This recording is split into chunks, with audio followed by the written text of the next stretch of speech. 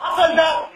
ايه اللي حصل ده؟ احنا اللي كنا ماسكين الكوره احنا اللي كنا ماسكينها، والله العظيم احنا كنا ماسكين الكوره وكنا هنجيب جول وضيعنا كور وشوقي السعيد ضيع كوره وبعد كده احمد رفعت ضيع كوره وكنا قايلين ان احنا البعضيه ايه؟ إيه اللي دخل بعضيه في الموضوع؟ طيب ايه اللي محدش قال له اتكلم دلوقتي وحسام المجري بيجري ليه؟ هو الاهلي جاب جول تاني؟ طب ما احنا اللي كنا ماسكين الكوره طيب واحنا الاهلي ما جاش الماتش والله وحياتهم يعني احنا الزمالك هو اللي كان ماسك الكوره وهو اللي كان بيباصي وهو اللي كان هيجيب الكوره دلوقتي والله مين اللي كان بيعدي هنا؟ ايه ده؟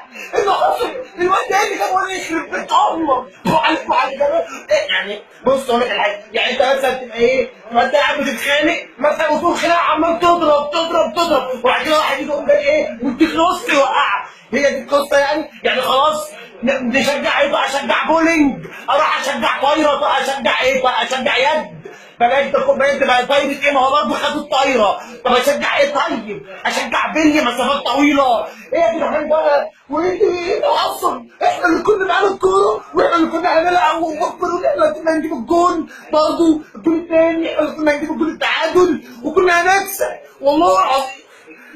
طب احنا نعمل ايه طيب؟ يعني انا هروح اشجع ايه طب دلوقتي؟ اشجع سموحه طيب ولا اعمل ايه؟ ها؟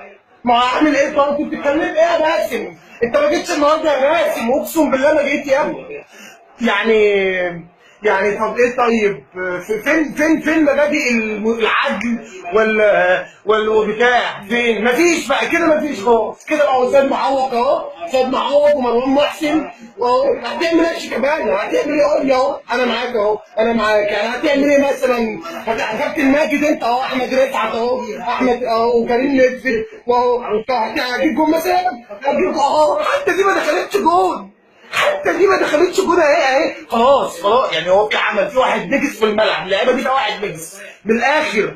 مرتضى منصور بقى يا ابني جامع ان الناس تيجي تعتمر في النادي هو مفيش في حاجه غلط في حاجه غلط في واحد رامي عمل يا جدعان اقول ايه طيب؟ انا يعني انا تعبت بقى ما احنا طول الماتش عاملين ماسكين الكوره الشوط الثاني الاهلي ما يحبش الكوره جونيور راح جاي ينزل راح جاي حاطط جول طب انا فين انا فين من ده كله طيب؟ انا فين؟